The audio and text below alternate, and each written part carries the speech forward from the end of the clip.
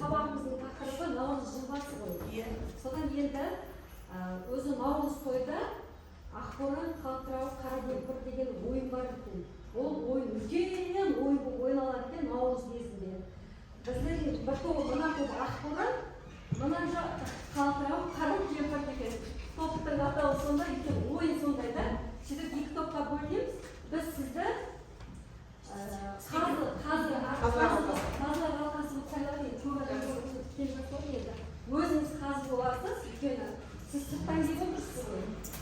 Бейтараусыз да бағалаған кезде алдыңыздағы оңғылмайды, балды алып, екі топқа бет-бет өсірәлесіз, кейін өзіңіз әр қасымнан орындаған кезде мына жол-жолағына екі жағын жақсы қанша бал жиналған. Кеп қыздардың өздері санап алады. Қыздар түсіндіңдер ғой, ақборан, қалтырау, қара кемпір. Біз ол ойын туралы алдыңғы сабағымызда түсіндіріп айтқан болатынбыз. Ол ойында айтыс болады, ән жарыс, би жарыс болады, бүкіл ойынның түрлері болады. Біз бірақ соның ішінде өзіміздің сабағымызға ыңғайлап айтысты алдық. Ал кеттік, мен қазір бір бейне дайындаған біздің сабағымызға байланысты соны тамашалайық. Наурыз түркі халықтарының танымы бойынша жыл басы болып есептеледі. Наурыз күн мен түн теңеліп, жердегі қар кетіп, көк шығып, мал төлдеп, ескінің жаңғыратын уақыты. Наурыз кезінде наурыз көже, наурыз қуырдақ, бауырсақ және түрлі сүттен жасалған тағамдар дайындалады.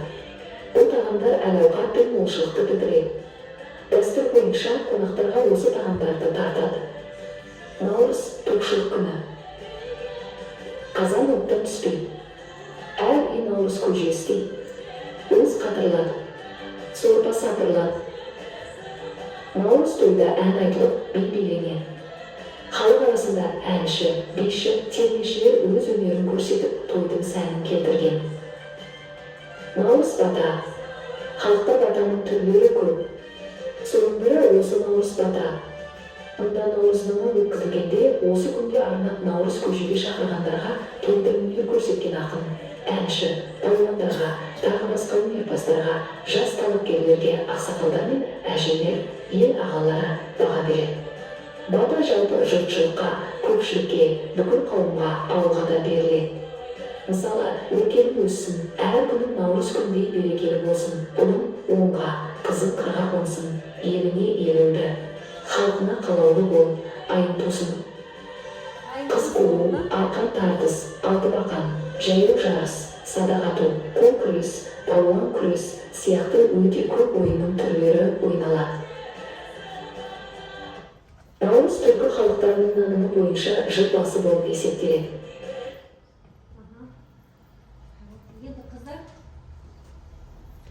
Бұл біздің сабағымыздың бастамасы, бүгінгі сабаққа арналған жаңа ақпарат сендер үшін. Сендер естеріңе сақтап алыңдар деп ойлаймын, өйткені қазір сабақтың соң жағында осы бойынша тағы тапсырмалар болады. Енді біз ойынымызды бастамас бұрын негізінде екі топ барып, қазылардан, яғни үлкен ақсақалдардан бата алған.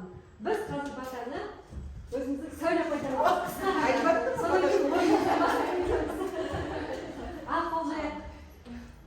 Келіп жеткен наурыз берекесі құтты болсын, ақ мол болсын, ырыс береке мол болсын, отбасыларың аман болсын, ата-аналарың аман болсын, өздерінің сессияны беске тапсырып, үйге аман есен оралыңдар. Ал бастар. Енді ортаға екі топтың айтыскер ақындарын шақырамыз. Кет.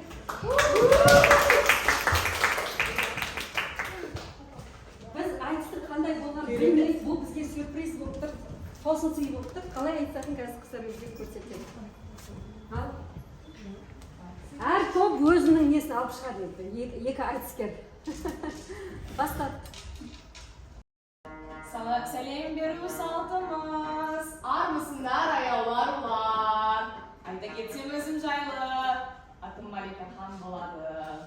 Малика болды. Сәлем сөздің анасы дейді халқым, барша жұртқа амандасу менің салтым. Топ мәртебесін асқақтауға тырысамын, еліктеп аққан менің қаным, атым Sevinç болады қазақ халқым. Ал енді әз наурыз құтты болсын қалайық. Алдыменен өзіміздің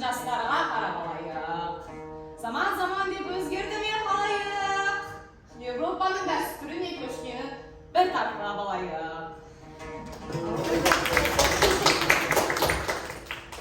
Сәлем бермей қойды ғой қыздарым мені. Телефондан алмай қойды бастарым мені. Қысқа киді қыздарым ұялмай, ата-анасының авторитетін ойламай. Ұят керек жұрт еліне. Оны ойламай кетіп қалып жастар басқа елге. Туған жерін отанын ұмытқан жастарға не дейміз халқым менің? Не үшін ұстамай кетті екен дәстүрін халқым менің? Өйткені заман басқа дейді ғой жастарым менің. Бәлкім олардікі дұрыс шығар, қалып қойдық па құрбым менің?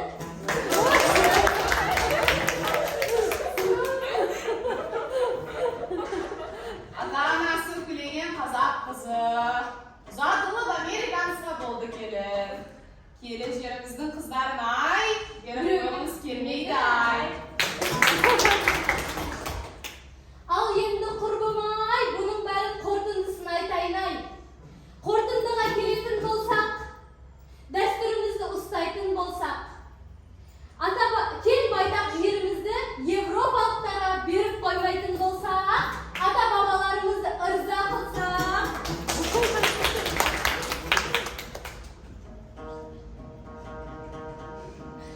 Уақытта таяп қалды, айтыскер болып ойымызға аяп қалды. Ұлыстың ұлы күні наурызда келіп қалды. Сау болыңдар аяулы аруларым, құрбыларым.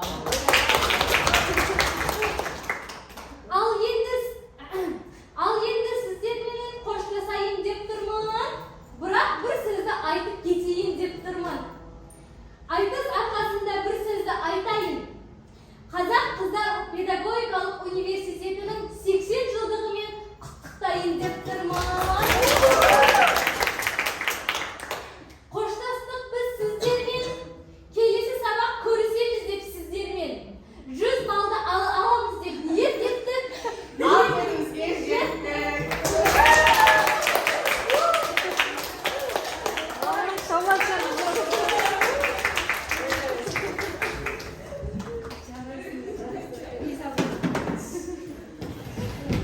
Енді қыздар, қазір мен сендерге тапсырма беремін. Осы айтысқа байланысты мен ерінбей жалықпай сендерге пазл дайындадым ғой, мәтін пазл. Ол жұмыс кішкене сәл ауырлау болады. Мәтінді алды, сөздерге қарап өздері мәтінді құрастырасыңдар. Содан кейін дәптерге жазасыңдар, иә? Уақыт кетті, мен таймерді телефоннан қоя берейін. 5 минут. Барайма, қыздар? 5 минут.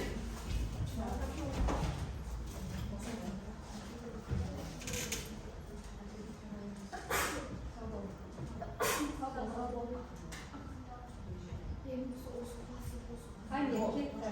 5 минутқа.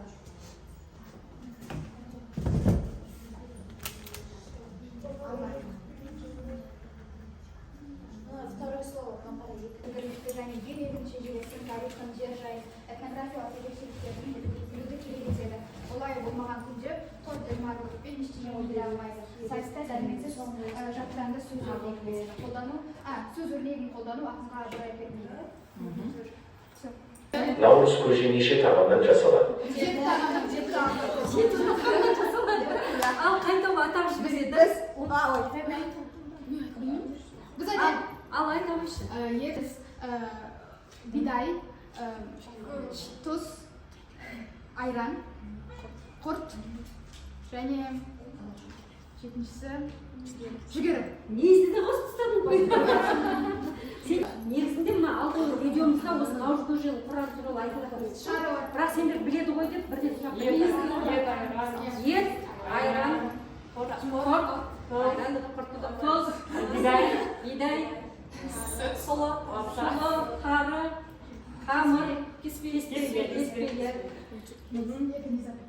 Неше болып кетті? 8 болып кетті. Иә, сала беретін. Жақсы. Енді келесі мынаны қайтып шығардың өзі. наурыз айында табиғатта қандай өзгерістер болады? наурыз айында табиғатта қандай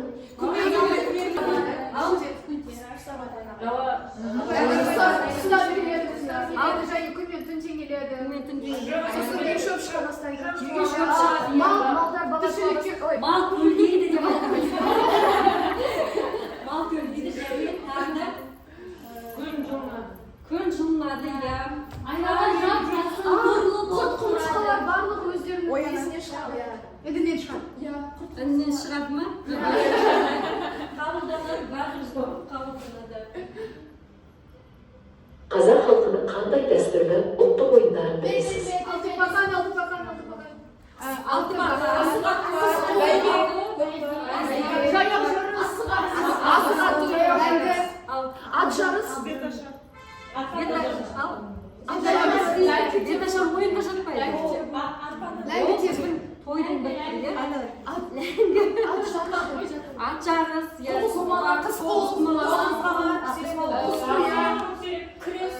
Ақсерек. былай істеуіміз керек еді, иә? Қайтып көбірек айтады. Біз көбірек айтамайтындар ойында. Ақтерек көктерек. Наурыз мерекесінде қандай жақсы сөздер айтылады?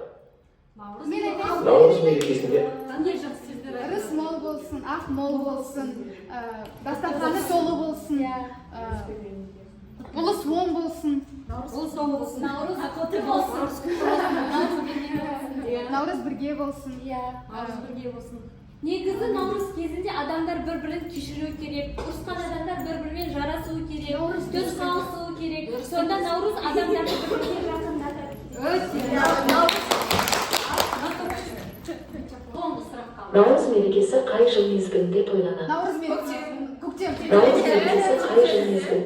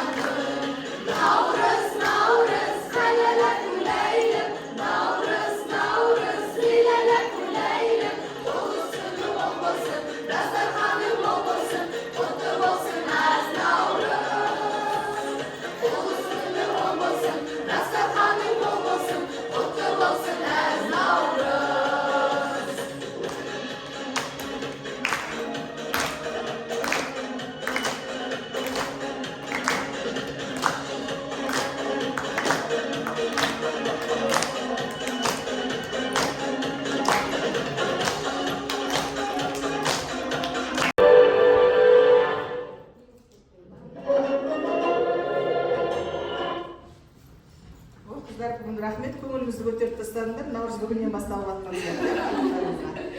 Лира апайларыңа рахмет, осындай көңілді сабақты барлығымызға бүгін сый болып жатыр. Рахмет, наурыз мерекесі барлығымызға құтымен келсін, берекесімен келсін, ырысымен келсін, жақсылығымен, қуанышымен келсін. Жылда адамзат баласы өздеріңіз білесіздер ғой, өзінің туған күнінде және осы наурызда бір ерекше көңіл күйге бөлінеміз. Бүкіл жер бетіндегі, әлемдегі барлық тіршіліктердің барлығы оянады. Көңіліңізге шаттық, қуаныш, осы бір жаңа жылда бір жаңа леп, жаңа бір жақсылық күтеміз. Сол барлық ниеттеріміздің барлығы орындалсын. Енді бүгінгі сабақта бір сабақ емес, бір көңілді, бір кеш өткен сияқты бір сезімде тұрмыз. Бәрібір жарыстың аты жарыс, білімділіктің аты білімділік, барлығының ақ-қарасы дұрыс болу керек. Сондықтан жаңа Лира апайларың маған бір үлкен сенім артып, осы екі топтың бүгінгі сабаққа дайындығын, осы Наурыз туралы білімділіктеріңіздің қандай дәрежеде екенін сараптауға не берді, тапсырма берді. Соған байланысты мына топтың барлық жинаған балын 60 балл деп бағаладым, мына топтікі 49 балл берді. Қыздарға тағы бір ескертіп айтатын бір ұсынысым, жалпы Лира апайыңыздың бүгінгі сабағында көбінесе лексикалық тақырыптарға, тілді дамытуға көп көңіл бөлінген екен. Ол өте жоғары деңгейде өтті деймін. Адамдардың көңіл күйі мен тілді білуге деген, тілді қолдануға деген ынтасын етін қыздардың барлығының көңілдерінен көріп отырмын, тырысуларынан көріп отырмын. Біз көп ұлтты Қазақстанда тұрамыз, біздің мемлекетіміздің тілі қазақ тілі, ұлтаралық тіл есебінде, ресми тіл есебінде орыс тілін қолдануымыз керек. Ал енді біз барлығымыз болашақта мұғалім боламыз, барлығымыз қазір өздеріңіз білесіздер, Қазақстан Республикасында қазақ мектептерінің саны көп, сондықтан бізде тілдік кедергілер болмау керек. Ертең мектепке барғанда жоқ, мен орыс тобын бітіріп едім, немесе қазақ тобын бітіріп едім деген не болмайды, бұл жұмыс табудың да бір несі деп есептеулеріңіз керек. Сондықтан Қазақстанда тұратын халықтардың барлығы мемлекеттік тілді білуге ол өздерінің азаматтық парызы, борышы. Сондықтан сіздердің осы ынта жігерлеріңізге Алла нұр жаусын дейміз. Қазақ тілдеріңді ары қарай жетілдіре беріңдер. Болашақта үлкен азамат болыңдар, осы кәсіби маман болып шығуларыңа шын жүректен тілектеспін. Көп рахмет.